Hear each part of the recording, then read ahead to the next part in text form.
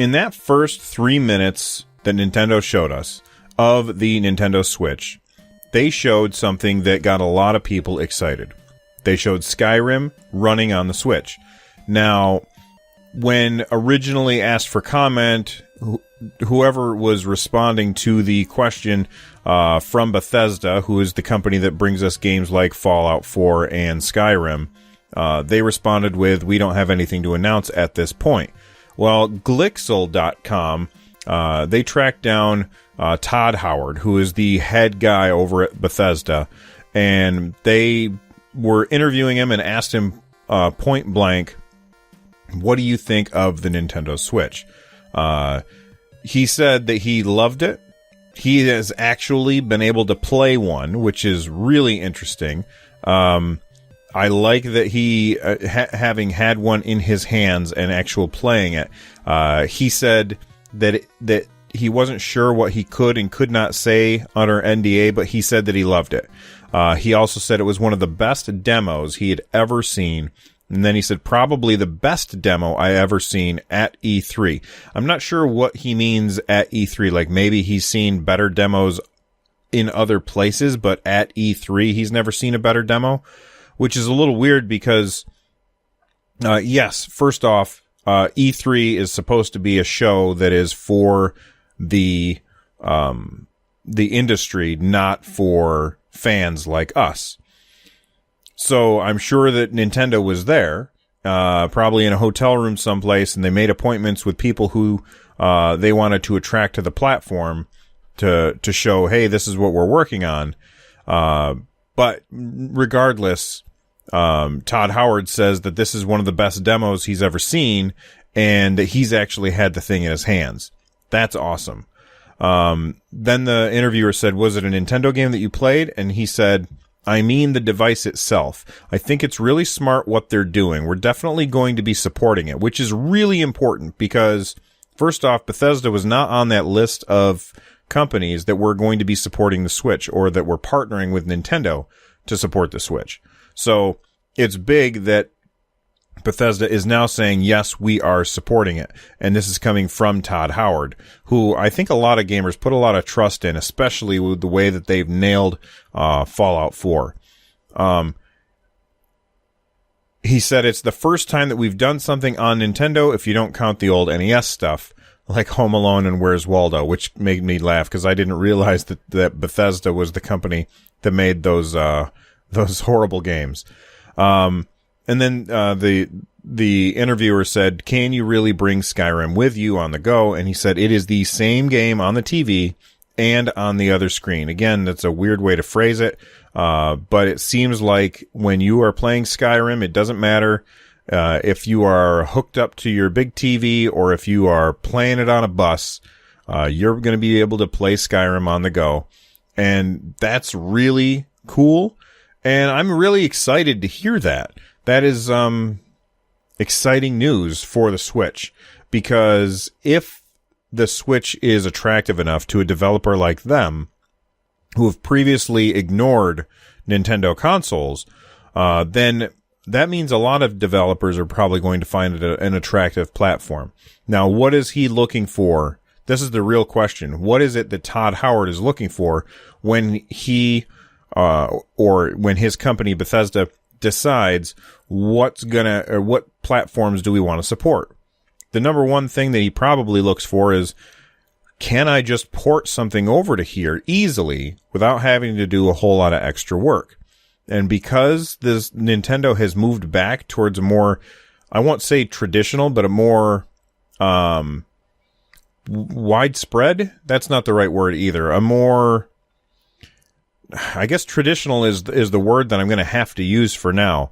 But now that Nintendo is really matching the controls that the other companies are using on their consoles, that makes it a lot easier for companies like Bethesda to support the system. That means they don't have to invent a new control scheme just because when you're playing, you don't have the right thumbstick or there's motion controls and things like that. Now, things that I hope are built in when Skyrim comes to the Switch, which I will buy. This will, This will be the third time that I've bought Skyrim, and I'm okay with that because Skyrim is a really good game, and the idea of being able to play it wherever I am is awesome. Plus, I haven't bought the up-resed version, so, it seems like a win-win for me. I bought it on the 360, and I bought it on the PC, and I played it on both. I didn't beat it on either, but on the Switch, I like the idea of being able to take it with me. So, like I was saying, one of the things that I hope they add is I hope that they add in motion controls, kind of like Zelda uses in Twilight Princess and Wind Waker, when you're aiming with the bow or the slingshot or the hook shot. You can use motion controls to help you aim, and it makes it so much easier. It's way better than using a stick. And the idea of using a bow in Skyrim like that, or even casting spells, I think that would be really, really cool. My one gripe with this, not really gripe, but my one moment of hesitation is, let's say that we've got Skyrim on the Switch, and let's say that they've got motion controls enabled. If I'm playing on the go, is it harder for me to aim if I'm moving my screen around? The thing about when I'm playing on my TV is when I'm moving the controls around to better aim with the hook shot in Zelda, for instance, I'm not looking at the thing that I'm moving. I'm just looking at the screen, and I'm moving the controls around. And that makes it a lot easier for me to make sure that I'm aiming correctly. If I'm trying to aim and I'm tilting the screen away from me, that might make things a little bit more difficult for me to get the right thing, the right aim. So we'll see how they implement that. And that's something that I'm worried about with Splatoon as well. When they bring Splatoon to the Switch, are they going to bring in that motion control? And if so, how's that going to work with the motion control if I'm looking down at my screen and I'm moving my screen to aim? It might make it hard for me to see what I'm aiming at. That's just a concern I have with motion controls for this particular console. That being said, I think that this is really exciting news, and if Bethesda is going to be supporting the new Nintendo platform, then I'm going to bet that we're going to see a lot of excitement from other third-party developers around the Switch.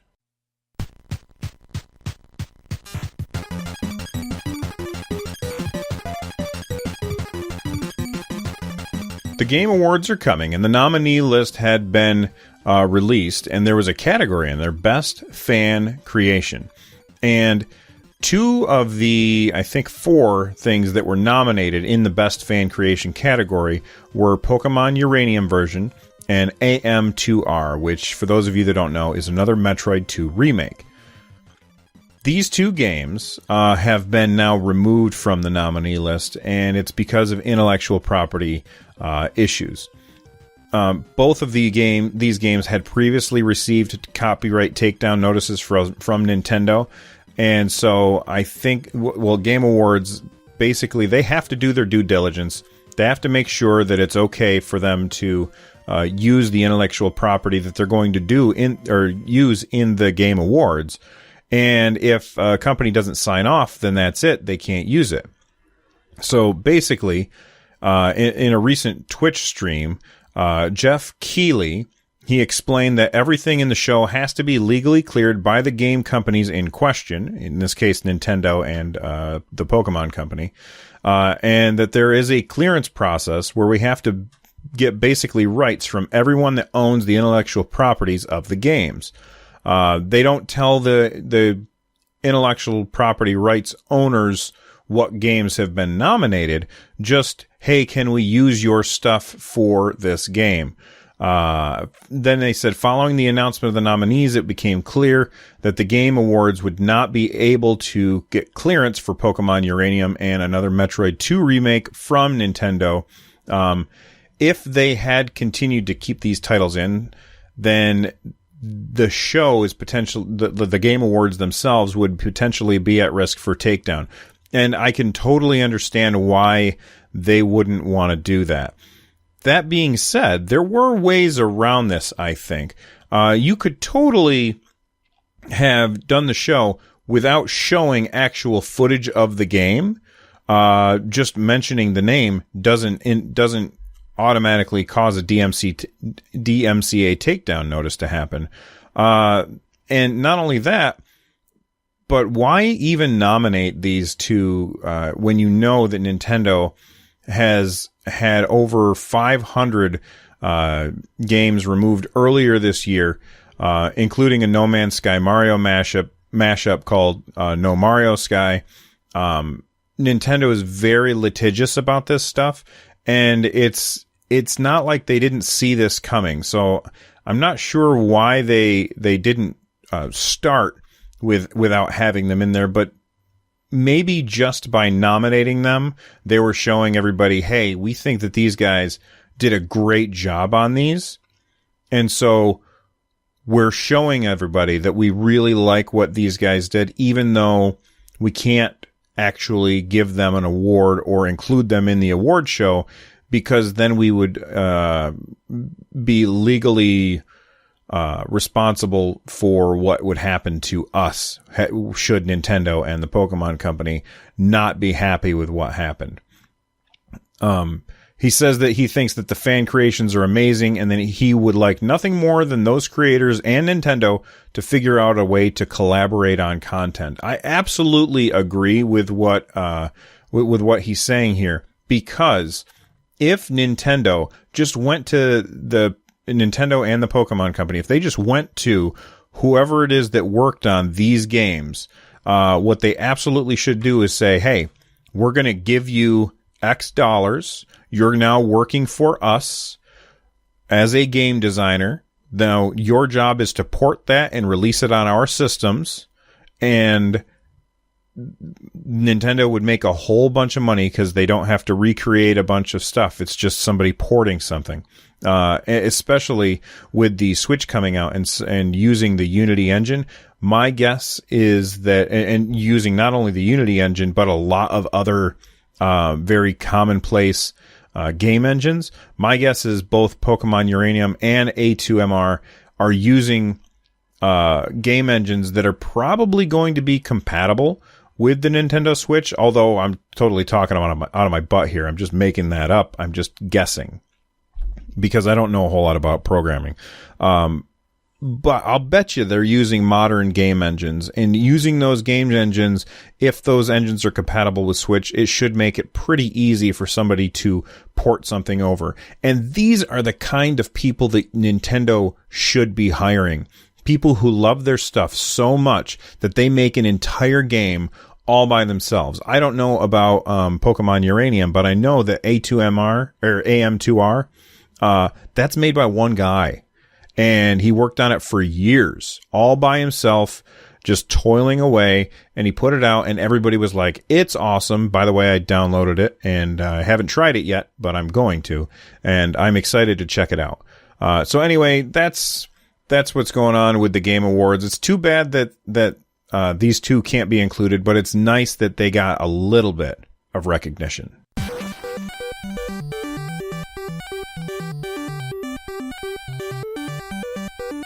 Last year, when Tatsumi Kimishima took over as the 5th president of Nintendo, he said that Nintendo was going to be diversifying. Now, he also said that he was executing plans that were put in place before him. So I'm not going to say that this is all down or all up to Kimishima.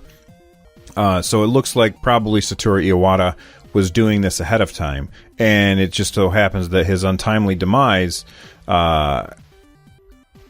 put Kimishima in charge at the time when this was happening. And what I'm actually talking about is when Kimishima took over, he said Nintendo is going to be moving in a new direction, and we're going to be trying to leverage our intellectual properties in more than just video games so that they can become more than just a video game company. Nintendo should be an entertainment company. Now, for years, I've always said that of all the video game companies out there, Nintendo is the Disney of video games. They have so many extremely valuable and famous intellectual properties like Mario and Zelda and Pikmin, and the list goes on. That they rival Disney with the recognition. In fact, I would say that, and I think I read someplace, that Mario is a more recognized character than Mickey Mouse is, which that does not surprise me. Now, what does that have to do with what's going on now? Well, also last year, they announced that Nintendo would be making a deal with Universal Studios and everybody thought immediately, oh, are they doing movies? Maybe, but we don't know yet. But they're actually teaming up with Universal Parks and Resorts, which is a subsidiary of Universal Studios, I believe. And this means that we're going to be having a Nintendo World. Now, for a very long time, like they said that, and then we heard nothing about it. And then we started hearing a little bit about that maybe things were under construction, and there were some rumors. And now, Shigeru Miyamoto has Nintendo has put out a video starring Shigeru Miyamoto, the creator of Donkey Kong and Mario and Zelda and on and on and on. And this video is talking about what it's going to be like at this new Nintendo-themed theme park. So last May, they first announced this, and now finally we're starting to hear what's happening there. The first time this video was released today, and it shows Shigeru Miyamoto and the Universal Creative President Mark Woodbury. They're basically sitting on these with these Mario-themed backdrops behind them, and they're talking about what it is that this Nintendo's interactive environments are going to be like. They said that it's going to be coming to all three parks, so that's Universal Studios Hollywood, Universal Orlando Resort, and Universal Studios Japan. Nintendo also had a press release, and they said that the parks will be opening separately over the next several years, so they're not doing everything all at once, and they're going to be including multiple attractions, shops, and restaurants. I'd also like to point out that Universal was the ones who were in charge of handling the Harry Potter stuff, and people love the Harry Potter stuff that's at Universal Studios. So that seems like a big success, and I'm hoping that they can take that same magic and combine it with the magic of Shigeru Miyamoto and make something really amazing. I just wish that there was one where I live, but there's not. So, looks like there's a road trip in my future. Couple of lightning round things real quick. Stardew Valley for the Wii U has been canceled in favor of a Nintendo Switch version. This is from StardewValley.net. For those of you that don't know, Stardew Valley is a game that is basically an homage to Harvest Moon. You play a farmer, you've got crops and livestock to take care of, and there's a town where you can sell your stuff and talk to the people and have relationships with people. It originally came out on Steam. It's made by one person, which is really amazing. And on Steam, it sold like gangbusters. It was announced for the Wii U as well as the Xbox One and the PS4.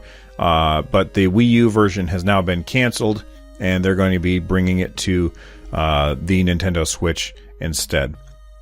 The website says Stardew Valley will not be coming to the Wii U. However, looking at Wii U and the current gaming landscape, we made the difficult choice to shift our development efforts to creating a version for Nintendo Switch. I am really looking forward to the Switch, and I believe that the Switch's unique capabilities could create some exciting opportunities for Stardew Valley. I do want to emphasize that I am absolutely committed to seeing Stardew Valley on Nintendo platforms, and I really do appreciate your support and understanding in this. Ape. So originally the game was made by one person. It sounds to me like it's no longer made by one person, and they've probably hired some people to help. I think that it's a fantastic move to take it out, to stop working on the Wii U version and to move that to the Switch. The Switch is the future of Nintendo consoles. There's very, very few Nintendo Wii U's out there. I believe the number is like 10 million. So you want to sell your game to a lot of people, and you can't sell your game to a lot of people if there aren't a lot of people who can buy it for a system that they don't have. So I think it's a good move for them to stop moving forward on the Wii U and move over to the Nintendo Switch. I also think it would be in their best interest to make a version of this for the 3DS. Now, I've played a little bit of Stardew Valley, and it's a really good game. I also know people who have put hundreds and hundreds and hundreds of hours into Stardew Valley. I don't know how big the world is or how much room is needed. I'm not sure if there's too much processing power needed for it to run on the 3DS. I don't think that would be true.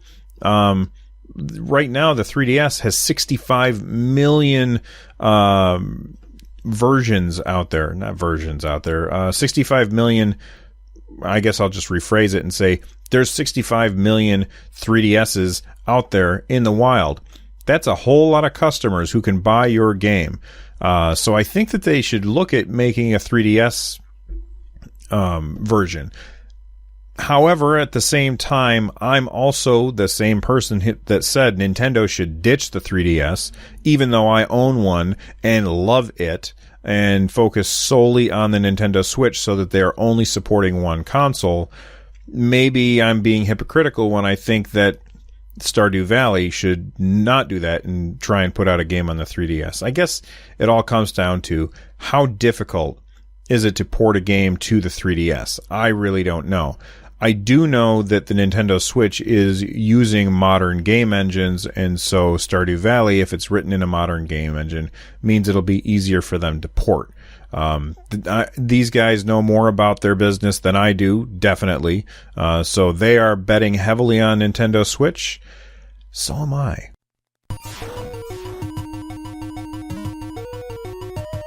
Speaking of third parties, there's a little bit of news from Take-Two Interactive. This comes from WCCFtech.com, which I've never heard of that website. It's just something that I found on Reddit.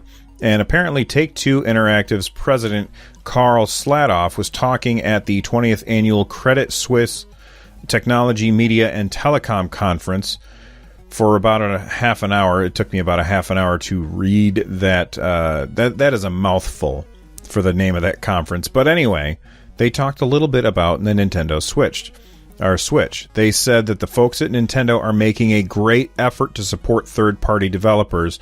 We're very optimistic on the Switch, though we are not announcing anything specific today. That tells me that they have something to announce specific later, which is awesome. This is really good news because Nintendo has not been known for being very cooperative when it comes to working with third parties. In fact, they are famous for being downright uncooperative with third parties. And if you look back at the console wars back in the late 80s, early 90s, the reason that Sega sprang up and was able to challenge this behemoth was because Nintendo was out there throwing its weight around and angering people that it was working with. It was angering third parties. That Nintendo was angering retailers, and it was because they basically had a monopoly on it. So they were abusing that monopoly. I say they were abusing the monopoly that they had, but they were doing what they needed to do at the time in order to make a profit, and I can't really fault them for that. Now, why should we care about this? Because Take-Two Interactive, which is a fantastic game developer or publisher, they own Rockstar Games. Rockstar Games are the people who make Grand Theft Auto, and Grand Theft Auto is one of the biggest games that there ever was. They also make Red Dead Redemption. In fact, they just announced that they were making Red Dead Redemption 2, and that's all anybody could talk about for about 2 weeks. So the idea that right after announcing that Take-Two Interactive's president is going on and saying how he thinks that Nintendo's doing a great job trying to work with third-party developers, I think we're going to be seeing Red Dead 2 on the Switch.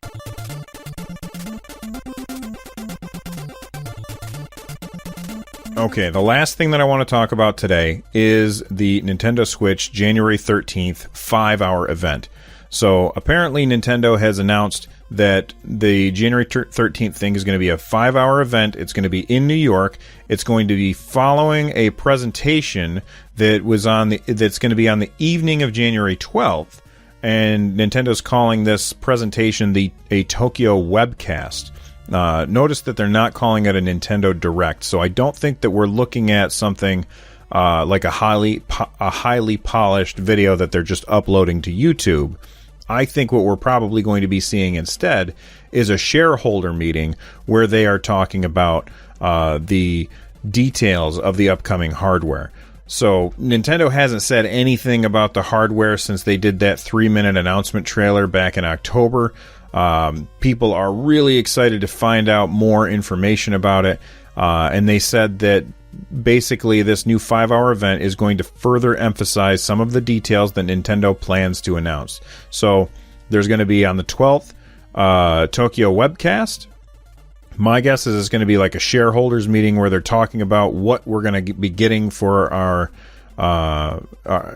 money. Speaking of money, they'll probably reveal the price at that time for the shareholders meeting, and then after the shareholders meeting or the Tokyo webcast, we're going to get this 5-hour event where specific people from the press are able to get their hands on the hardware so that they can tell us what they think. So I'm not one of those people, of course not. I'm tiny, but maybe somebody like Nintendo Domination or gosh, I can't think of anybody right now, like IGN and those guys. They're going to be out there and they're going to have their hands on this machine and be able to get some footage, and we'll find out what people really think of the Nintendo Switch at that point. Are you excited? I am.